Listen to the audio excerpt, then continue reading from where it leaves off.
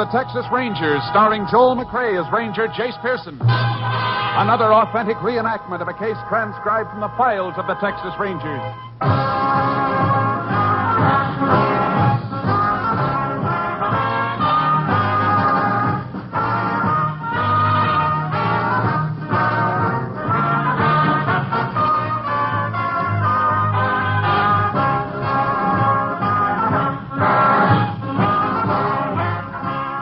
Names, dates, and places in the following story are fictitious for obvious reasons. The events themselves are a matter of record.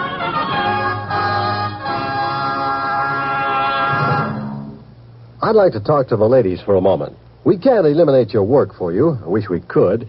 But if your job is keeping a home in order, we'll try to lighten the load with a series of wonderful weekday radio shows on this same NBC station. Walter O'Keefe is your genial host on Double or Nothing, and O'Keefe's okay. Set your dial to Double or Nothing, and the laughter will add a bit of brightness to your day. Another friend of yours is radio's Warren Hull, who daily presides over Strike It Rich, the program with a heart. The program that can give you a lift while bringing financial happiness to a contestant. Dave Garroway is another gloom chaser in NBC's daytime schedule. And Bob and Ray, this year's Peabody Award-winning comics, make subtle fun of radio in a rib-tickling way. So be sure to include them in your listening, too. Yes, as I said before, I wish we could eliminate your housework, but since we can't, maybe listening to these fine NBC shows will help to pass the time more quickly. Why don't you try it out, tomorrow and every day this week? Now, Tales of the Texas Rangers.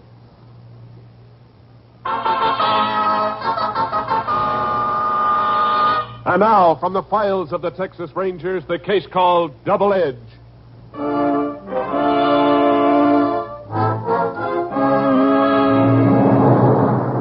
It is 11:30 on a Monday morning in June during the early 1920s.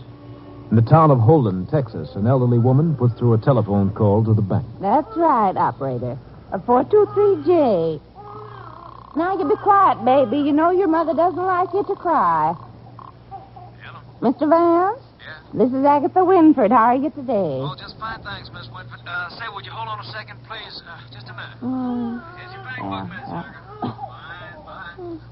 Now, what can I do for you, Miss Winford? Oh, I'm over here at Miss Johnson's minding her baby while she's marking, and I thought she wouldn't mind if I used her phone to call you. Yes, ma'am. Well, I just got a notice from you this morning, and I want to tell you the bank's made an awful mistake in my account.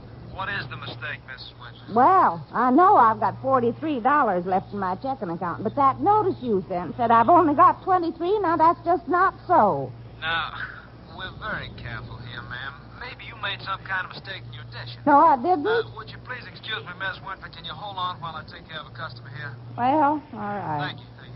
Yes, sir. What can I do? I'll be with you in a minute, baby. Baby. Baby, oh, well. Now, baby, don't you cry. That's a good baby. Now, you just be nice while I finish talking to Mr. Vance here. Mr. Vance? Now, look, mister. Give me all the money you got. Still busy. Put it in this paper bag. All right, now, wait a minute. Here. Give me the rest. In the back of the drawer. I don't have any more. You want your brains blown out? Give me that money. Oh! All right. Here you are, mister. Mr. Vance? Keep quiet back Mr. there. Vance. Nobody talking. Oh. That's all I got, mister. Were you kidding? Go in that other drawer and clean it out. Yes, sir. What am I going to do? What's his phone doing off the hook? Well, I don't know. Oh. Hang it up. Yes, sir. Oh, this is awful. Operator? Oh, why don't you answer? Operator?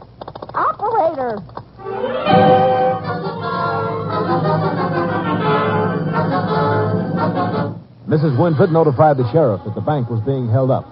Within a matter of minutes, the sheriff raced to the scene, only to find that the hold-up men had already made a getaway. After a preliminary survey, the sheriff requested assistance from the Texas Rangers. Ranger Jace Pearson was assigned and arrived at the bank 15 minutes later. Over here, Jace. Howdy, Sheriff. I'm glad you could get here so fast. I was only about 10 miles away when my headquarters contacted me. Fellas that held up this place sure had a lot of nerve. How many were there? Only two, as far as I can gather. One of them kept the customers in the back. The other one got the money from the teller. took nearly $6,000. Anybody able to identify them? Nope, they were both wearing bandanas over their faces. How about their getaway? Anybody see them after they left the bank? Not a soul that I could find. Seems like they just disappeared into thin air. We did get one break, though. What's that? Well, the teller keeps an extra $200 in his drawer just in case the bank is held up. 10 20s with a special marking. How are the bills marked? There's a green dot inked in under the first letter of the serial number. Naturally, the bank's got a record of the numbers. That'll help us some. We'll get out a circular. By tomorrow morning, every bank and police officer in Texas will have a copy. It beats me how these fellows had so much nerve. Had it planned right down to the last move. They even took into Oh, there's Jim Vance coming out of that office. He's a teller. Reckon he's bringing that list of serial numbers. Got that list of numbers for us, Jim? Yes, sir. Right here. But there was something else I want to see you by. What's that? Well, now, I forgot all about this in the excitement. The man who was holding customers in the back, he passed me on his way out. Yeah? Seemed to be having trouble with his bandana. It slipped down a little just as he got alongside my window. You mean you got to look at his face? Well, no, sir. Not exactly. But I did say one thing. Remembered it while I was writing out those numbers just now. He had a mole under his eye. Pretty good-sized one, too. Which eye was it under? Right? No, I got it twisted. I was facing him, so it must have been his left eye. Well, at least we got some information for that bulletin, Jace. Yeah, let's put it on the wires.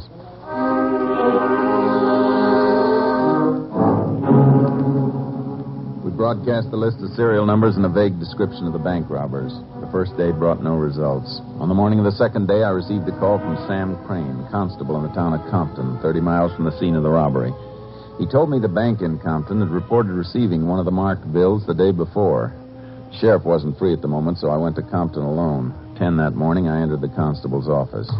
Well, Jay. Howdy, Crane. Good to see you again. Real good. It's been a long time since we worked together. Over a year. What about that marked bill? Bank tell you who brought it in? It took the bank a little while to find out. Had to go through all their deposit slips from yesterday. Finally told me it was the owner of a hardware store here, a man by the name of Allen. They're sure about that? Yeah, and we might be lucky. It was the only 20 in his deposit for yesterday. Haven't you checked him yet? Well, no, I thought it might be better if you did it. See, Allen and I don't get along very well. Don't think he'd be too cooperative with me. This thing's too important to take a chance. Uh-huh. Tell me where his place is. I'll go see him. It's just down the street. I'll go along with you, Jace, but if you don't mind, I'll let you do the talking. Sure. You figure this Allen could have been involved in the robbery himself? Him? No, Jace. Old man Allen's over 60. How come you two don't get along? Well, about a year ago, I bought some tools from him. No good, any of them. The old buzzard never would let me have my money back. I sure hope he can give us something to go on. Well, if Allen does remember who handed him this bill, my guess is it'll turn out to be somebody who just passed through Compton. Maybe so. Constable?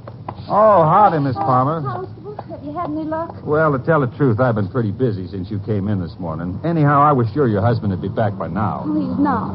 I told you he went out yesterday afternoon right after he got that phone call. Jeff's never stayed away like this without saying where he was going. Now, Mrs. Palmer, he'll turn up. But he didn't even take the car. Whenever he goes away, he always takes it. Maybe he's over at his brother's place. Bet you haven't even called there, have you? Well, no, I haven't. Well, why don't you go home then? He's probably been trying to reach you. But it's 20 miles over to his brother's house. He couldn't get there without the car. Well, maybe he got a ride. Now, you run along home before he gets worried, wondering why he can't reach you. Well, all right, Constable. Keeping you busy, huh? Yeah. That husband of hers is always taking off. Are you sure he's not missing? Nah. Jeff Palmer takes a notion to go somewhere, he goes. He's only been away one night. Uh-huh. I swear it never rains but it pours. For 3 weeks, nothing's happened here. Now I got more work than I can handle. Well, here's the hardware store. Hope old man Allen's memory's better than I think it is. Oh, it's you, Constable. Thought I told you I didn't want to do business with you no more. Don't worry, Allen. I wouldn't think of buying anything from this store. Ranger Pearson here wants to ask you a few questions. Well, all right. What's on your mind, Ranger? You have that bill, Crane. Sure, Jace. Mr. Allen, you deposited this bill in the bank yesterday. What's the matter? Counterfeit? It's part of the money that was stolen from a bank in Holden. Oh, you mean in that big robbery over there on Monday? That's right. That's so. I read about it in the paper. This was the only 20 you deposited yesterday. Do you remember who brought it in here? Let me see. No, Ranger, don't reckon I do. I was afraid he wouldn't, Jace. Just what do you mean by that, Constable? Now, wait a minute, both of you. I'm sorry, Ranger. Just give me a second or two. Maybe I can remember the fellow that brought it in. Just take your time. Let's see now. It's been... No, it's no use. I just can't bring him to mind. Do you have any idea if it was yesterday morning or in the afternoon you got the bill? Couldn't say. What time do you take the money to the bank? About 2:30, same time I always do. I see. And how much cash do you usually have on hand when you open the store in the morning? Oh, maybe $25, $30. Just enough to make change. If somebody handed you a $20 bill any time before noon, it would pretty much clean out your cash drawer, wouldn't it? Yeah, I reckon it would. Well, then isn't it a pretty good chance you received the bill sometime between noon and the time you went to the bank? Well, I never thought of it that way. But I still don't... Oh, wait a minute. Yep, it's coming back to me now. I just finished eating, and this fella come in and bought a box of shotgun shells. He was the one that gave me the 20. You sure about that? Yes, I'm sure. Did you know the man, Mr. Allen? Oh, I've seen him around town. I don't know his name. Could be lives in one of them farms outside Compton. Could you give us a description of him? Well, I ain't much of a hand at telling people what other people look like. Well, do you remember if he had a mole under his left eye? Mole? To tell you the truth, Ranger, I'm just not sure. Maybe he did, but I can't swear one way or the other. All right, Mr. Allen. Thanks a lot. One thing I'll say, if I was to see this fellow again, I'd know him. I hope we can show him to you soon. Come on, Crane. Let's get back to your office.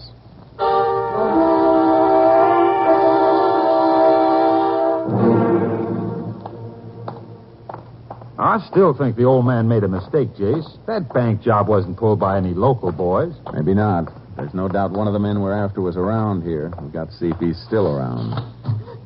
Oh, Miss Palmer, what are you doing here? I'm sorry to make a test of myself, Constable. That's all right. I called Jeff's brother, and he isn't over there. I don't know where he is. No, he'll turn up. Something's happened to him. I know it. Ranger, maybe you can help me. Isn't there anything I can do to find my husband? Well, you could have the constable file a missing persons report. That way all the police in the state would be on the lookout for him. Will you do that, Constable? Oh, sure, Miss Palmer, but I think before you do that, you ought to give Jeff a little longer to show up. I can't wait any longer. I couldn't sleep all last night. I know something's happened to him. All right, I'll file a report. It's so long since I filled one out, I'm not even sure I've got the form. I got some in the car if you need them. So here's one. Now, Mrs. Palmer, you're all upset. Why don't you go on home? I'll fill this out myself. Don't forget, Crane. Mrs. Palmer has to sign the form. Oh, yeah.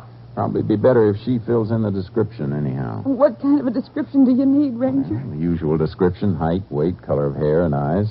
Anything we can use to identify him.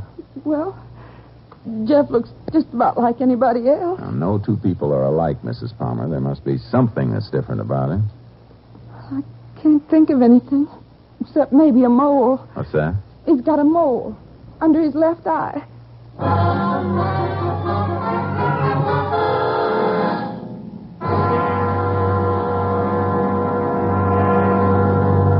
In just a moment, we will continue with Tales of the Texas Rangers, starring Joel McRae as Ranger Jace Pearson. As a civilian at home, what is your obligation to a soldier in a foxhole in Korea? Maybe you haven't considered that question. If you haven't, it's understandable. A foxhole in Korea is pretty remote, after all, from your everyday life. And it wouldn't help if you were constantly worrying. But if you have stopped to consider it, the least we can do here at home in the States is to help keep America financially strong. That's the best way to back up the men in the Army, Navy, and Air Force. One of the best ways to help keep America financially strong is to buy United States defense bonds regularly. If you think you can't afford it, look into the payroll savings plan where you work. You'll probably change your mind. You can have any amount you specify saved from each paycheck. When there's enough for a defense bond, it is purchased and turned over to you. And remember, today defense bonds offer you more interest, a quicker return on your money. They're now even better. Invest more in defense bonds. Now, Tales of the Texas Rangers.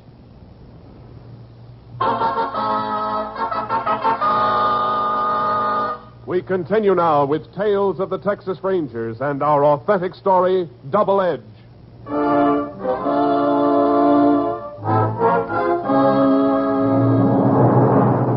I was fairly sure now that Jeff Palmer was one of the two men we were after. Continued questioning of his wife convinced me she knew nothing of the bank robbery. We put out an APB on Palmer. 3 days later, I had a call from the sheriff. A man whose description matched Palmer's had been found dead in a creek near Compton. The quickest way for me to get there was on horseback through 2 miles of brush. When I reached the creek, I forded it and headed upstream to the spot where the sheriff and his men were waiting. Howdy, Sheriff. It's a good thing you had your horse, Jake. Saved you 20 miles of driving. Yeah, whoa, Charlie. Whoa, boy. Who found the body? Those fellows over there. They were out fishing. Spotted a man's arm sticking out of the water. Body'd been wired to an old log, but it looks like one of the wires worked loose. Uh-huh. Let's take a look at him. Yeah, right over here, Jace. Pretty sure it's Palmer? Well, description checks with the one his wife signed, so I reckon it's him. Here we are. Yeah. Shot 4 times. Fellow who did it must have been standing right next to him. Somebody really wanted to make sure he was dead. I wonder why Palmer was killed. Well, there's only 2 reasons I can think of. Either to shut him up or keep him from getting his share of the money. Maybe both. Sounds reasonable. If we find the second man in that bank robbery, we'll probably have the one who killed Palmer. There don't seem to be much to go on. One thing we can be pretty sure of, he was killed right here. How do you figure that?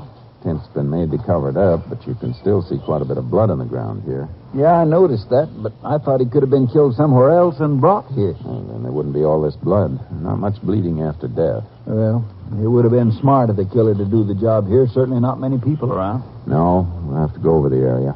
You checked that cabin up on the hill, Sheriff? Where? Through those trees. No, I didn't notice it before. The person who lives there could have heard the shots. We'd better talk to him. Okay. Opening in the brush. We can go up through here. Uh-huh. It's pretty much trampled from here on up the hill. Somebody's come down almost to the spot where Palmer was killed. In the past few days, too, from the look of it. You think whoever lives in that cabin had something to do with this business? Could be. Yeah, they might have been hiding out here together and then... Hey, Jace, a man just ducked behind that tree up there. Yeah. Look, he's starting up the hill. Hold it right where you are.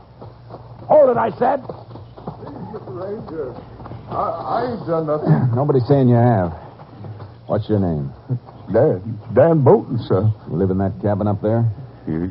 Yes, sir. Stay around there pretty much, do you? Most of the time. Except about once a week, I take my mule and go into town. You heard any shooting around here in the last couple of days? Yes, sir, I have. When was this? Reckon it's about 4 days ago. I was smoking some meat back at the cabin, and I hear some shooting. Did you come down the hill to see what it was? Mr. Ranger, please don't ask me no more questions. Dan, it's very important we find out what happened. You could help us. Well, all right, sir. As soon as I hear the shots, I come about halfway down the hill. Could you see anybody? I seen a man bending over another man on the ground. I ducked down quick here in his brush. I was scared if he'd see me, he'd shoot me, too. Did you see his face? Yes, sir. You know who he was? No, sir. I don't think you're telling us the truth, Dan. Mr. Ranger, I just live here in my cabin, and I don't hurt nobody, and I don't want nobody hurting me. Dan, tell us who the man was you saw down here the other day. I can't, Mr. Ranger. I'm scared. Nothing's going to happen to you. I can promise you that. Well, like I say, I was hiding here in the brush. I didn't see this man's face good till he picked the other man up and carried him over to the creek. Then I seen him real plain. Who was it, Dan? It's the constable in the Compton, Mr. Sam Crane. We questioned the old man further. He was absolutely sure it was Constable Sam Crane he had seen. We took Dan back into town with us. When we arrived at the mortuary where the dead man's body had been taken, we put Dan in an office next to the morgue. And I phoned the constable and asked him to come over as quickly as possible. The sheriff and I stayed in the room with Palmer's body. 5 minutes later, Crane walked in. I got here as quick as I could, Jace. What's this all... Oh, Sheriff. Howdy, Crane. You wanted me for something? We found the body of a man. It could be Palmer. I'd like you to identify him. Well, sure, but why me? Why didn't you get Miss Palmer? We wanted to be sure we were right before we call her down here. There's no use getting her any more upset than we have to. Well, I didn't know him very well, Jace. Didn't you? Funny, I got the idea you did. Is that the body over there? Yeah, better take a look. Where'd you find him? In a creek about 10 miles from here. Pull the sheet back, will you, Sheriff? Sure, Jace. Well, Crane? Oh. You can cover him up again. It's Jeff Palmer. Who killed him? I thought maybe you could tell us that. Me? Where were you at 11:30 Monday morning? Monday? Uh-huh. Where were you? Well, I don't know, Jace. Reckon I was in my office working. I reckon you weren't, Crane. Look, How what? about Tuesday? The day after the bank was robbed in Holden. The afternoon that Jeff Palmer disappeared. Jace, why are you asking me all these questions? Because we think you and Palmer robbed that bank in Holden. What? The morning after the stick-up, you got the circular saying some of the money was hot. Now, wait a minute, You Jace. went out to warn Palmer. And when you found out he'd already spent some of the money and would probably be traced, you had to shut him up. You took him out the creek and killed him. You're crazy, Jace. If I did that, you think I'd have reported finding one of the stolen bills? You had to do that. If you hadn't reported it, the bank would, and you knew it. That's a pretty serious accusation you're making, Jace. I wouldn't be making it unless I was pretty sure of what I was saying. How can you be so sure? Come into the next room with us, Crane. What for? You'll find out. Better take his gun, Sheriff. Look, you. Hold still. That's better. Now, come on. Fine friend you turned out to be. Think I like doing this? Dan? Yes? Who's this? Dan, take a look at this man. Yes. You know him? Yes, sir. You sure you know him? Yes, sir. He's Mr. Sam Crane. Where'd you see him last? Mr. Ranger. Just tell us where you saw him, Dan. Out the creek at my place. You lie. Hold it, Crane. Dan, when you saw him out at the creek, what was he doing? He takes some man off the ground and put him in the creek. That's a lie. Jace, I've known you for 10 years. You're going to take his word against mine? Yes, I am. Without giving me a chance? You had your chance when Palmer's wife came in and reported him missing. You tried to brush her off. You're a liar. I didn't know why you were so lax then, but I do now. You were afraid we'd find your partner's body. Why, What, Jace? I'll kill you, you liar. I don't think you will. Try that again, Crane. You can't railroad me like this. I'm still a police officer. That's something I've been ashamed of for the past 3 hours. Come on.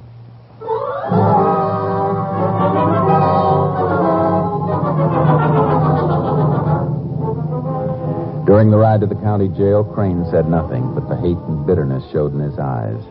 We booked him for murder and locked him up. We searched his house and found the money from the bank robbery sewed inside a mattress.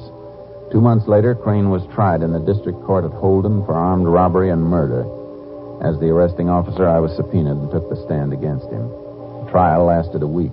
When the jury left the courtroom, I went outside and stood on the courthouse steps. After a while, the sheriff came out and walked toward me. Well, it's all over, Jace. Jury recommended the chair. They didn't seem to have any trouble deciding he was guilty. No, I reckon not. I didn't know you'd walked out till after the jury came back. Sorry you didn't get to hear the verdict. It's all right, Sheriff. I wasn't anxious to hear it. Jace, you don't mind my saying so. You're taking this thing too hard. Maybe so. Crane is no good. He's rotten clean through.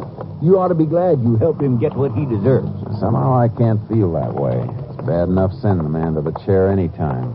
Somebody you've known and worked with. Yeah, reckon I understand how you feel. The deputies are bringing him out now. I was hoping I'd see you before they took me away, Pearson. Hello, Crane.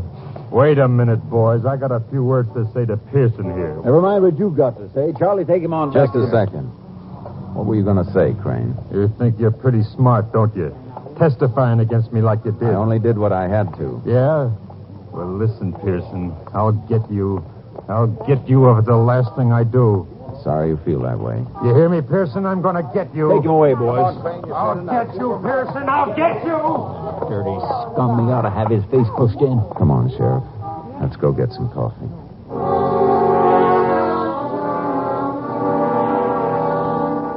I went back to headquarters. A week later, on the day Crane was to be taken from the county jail to the penitentiary, I received a message saying the sheriff wanted to see me.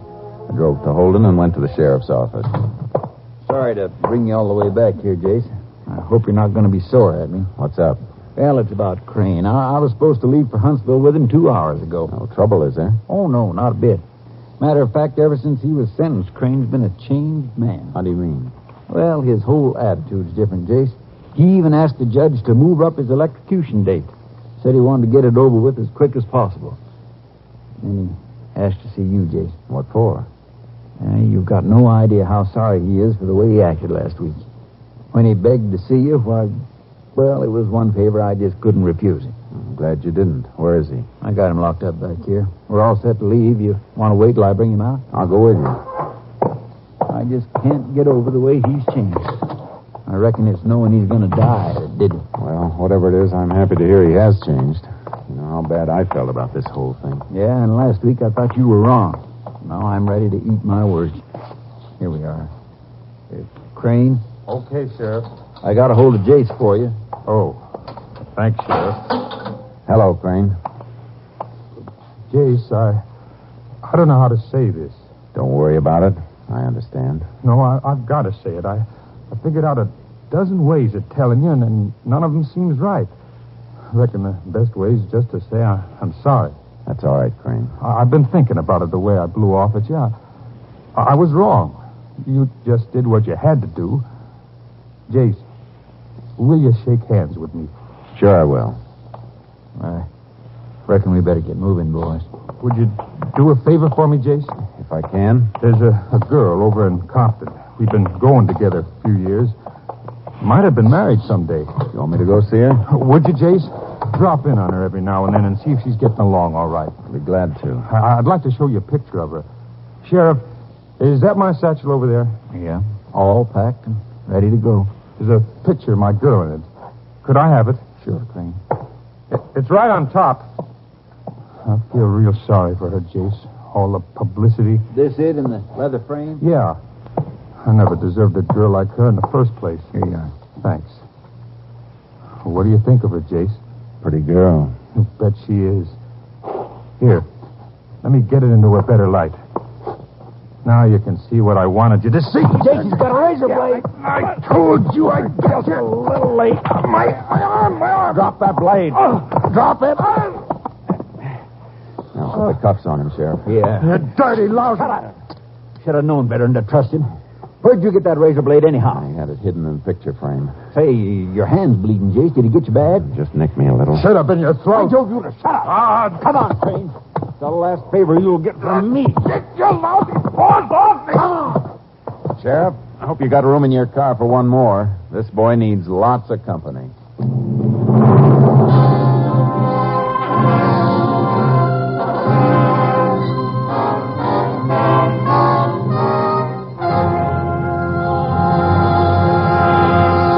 In just a moment, we will tell you the results of the case you have just heard.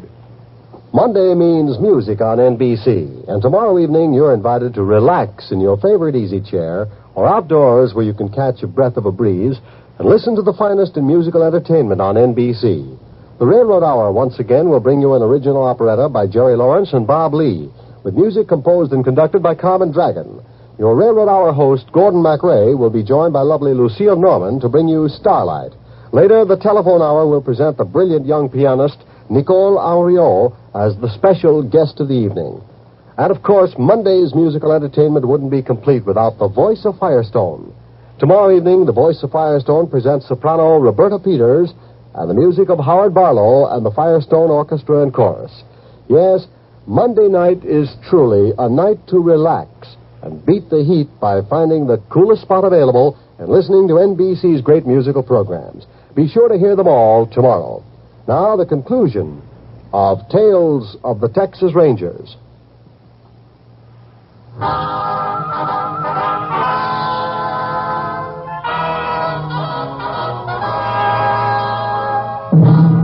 And now, here are the results of the case you have just heard.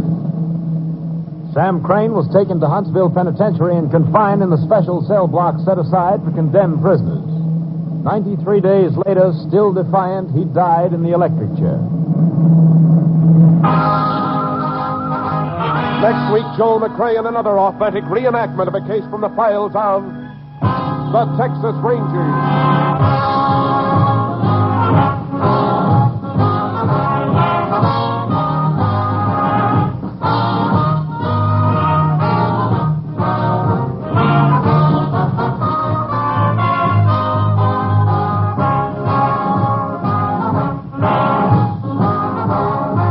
Joel McRae is currently seen in San Francisco Story, a Warner Brothers release.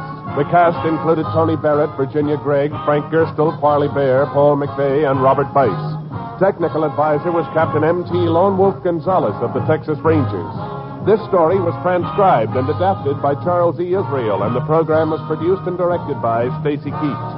Tales of the Texas Rangers is heard each week overseas through the worldwide facilities of the Armed Forces Radio Service. Hal Gibney speaking.